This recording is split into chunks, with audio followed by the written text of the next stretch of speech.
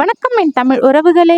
இன்று நாம் பார்க்க இருக்கும் கோவில் கடலூர் மாவட்டம் குறிஞ்சிப்பாடி வேங்கடம்பேட்டையில் உள்ள வேணுகோபால சுவாமி திருக்கோவில் தான் பார்க்க போகிறோம். இப்போ நம்ம பார்த்துக்கிட்டு இருக்கிறது கோவிலுக்கு முன்னாடி இருக்கிற ஒரு ஊஞ்சல் மண்டபம். இந்த மண்டபத்தின் உயரம் 50 அடி உயரம் ஆகும். 16 தூண்களை உடைய அழகிய மண்டபம். மண்டபத்தை பார்த்ததும் 7 நிலை ராஜகோபுரம் கிழக்கு திசை பார்த்து அழகாக அமைந்துள்ளது. பிரம்மாண்டமான ராஜகோபுரத்தை தரிசனம் பண்ணிட்டு நம் கோவிலினுள் செல்லலாம். இந்த கோவில் ரொம்பவே சிறப்பு வாய்ந்த கோவிலாகும். தன்னை வழிபட்டு தவம் ஏற்றிய சடமர்ஷனர் என்ற முனிவருக்கு திருமால் தனது 10 அவதாரங்களையும் காட்சி அருளிய இடம்தான் இந்த வேங்கடம்பேட்டை திருக்கோவில். கோபுர தரிசனம் பண்ணிட்டு 7 நிலை கோபுர வாசலை கடந்ததும் பலிபீடம் இருக்கும்.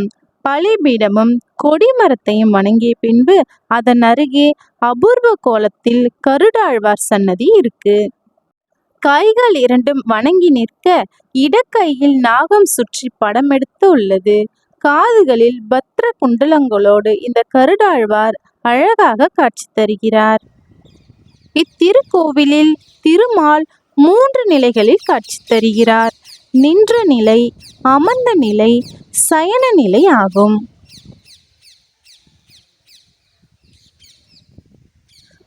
அதோ தெரியுது பாருங்க, அதுதான் மகா மண்டபம். மகா மண்டபத்திற்கு தெற்கு நோக்கி இருக்கும் சன்னதியில்தான் அமர்ந்த நிலையில் வைகுந்தவாசன் சன்னதி உள்ளது.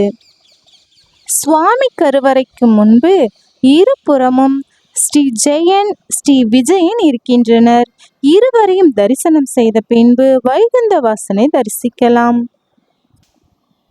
ஆதிசேஷன் 5 தலைகளுடன் குடை விரித்து காத்து நிற்கின்றார். இது அமர்ந்த நிலை கோலமாகும். சுமார் 6 அடி உயரத்தில் சங்கு சக்கரங்களை 2 கரங்களில் தாங்கி கிருஷ்ணராக நின்ற கோலத்தில் காட்சி தருகிறார். இருபுறமும் ருக்மணி சத்யபாமா வீற்றிருந்து அருள் பாலிக்கின்றனர். சடமர்ஷன மகரிஷியின் விருப்பத்திற்கேற்ப பெருமாள் நின்ற நிலையில் இங்கு அருள் பாலித்து வருகின்றார். மூலவரை தரிசனம் செய்துவிட்டு தெற்கே திரும்பினால் செங்கமலவள்ளி தாயார் சன்னதி உள்ளது. இந்த கோவிலில் கார்த்திகை தீப திருவிழா, வைகுண்ட ஏகாதசி, தை திருநாள், தெலுங்கு புத்தாண்டான யுகதி பண்டிகை ஆகியவை வெகு விமர்சையாக கொண்டாடப்பட்டு வருகிறது. கிருஷ்ணராகவும் ராமனாகவும் பெருமாளாகவும் இத்தலத்தில் திருக்காட்சி தரும் திருமாலை பக்தர்கள் மட்டுமின்றி சூரியனும் சந்திரனும் வழிபடுவது மிகவும் சிறப்பு ஆகும். ஆண்டுதோறும் ஆவணி மாதம் 25ஆம் நாளிலிருந்து 6 நாட்கள் காலை 6 மணிக்கு சூரியன் தன் ஒளிக்கதிர்களால் மூலவரை வணங்குகிறார்.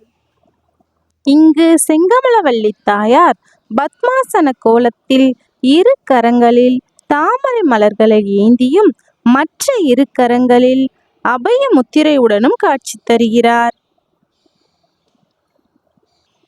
புரட்டாசி மாதம் பௌர்ணமிக்கு முன்னும் பின்னும் தலா 3 நாட்கள் சந்திரன் தன் ஒளிக்கதிர்களால் செங்கமலவள்ளி தாயாரை வணங்குகிறார்.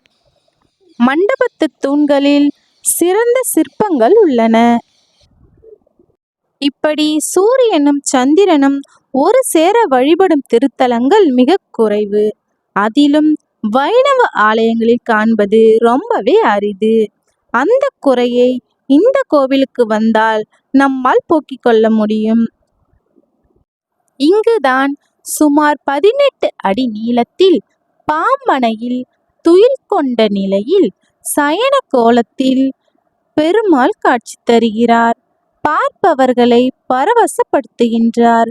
அவரது திருமார்பில் திருமகளும் திருவடியில் சீதா பிராட்டியும் வீற்றிருந்து அருள் பாலிக்கின்றார். எல்லாரும் பெருமாளை நல்லா வேண்டிக்கோங்க. இத்தகைய காண கிடைக்க அபூர்வமான காட்சியை வீட்டில் இருந்தபடியே பார்ப்பது ரொம்பவே சிறப்பு. இப்போ இந்த கோவிலின் தல வரலாறு என்னன்னு பார்க்கலாம். ராமபிரான் தன் தம்பி லக்ஷ்மணனுடன் சீதா தேவியை தேடி இவ்வழியாக வந்தார்.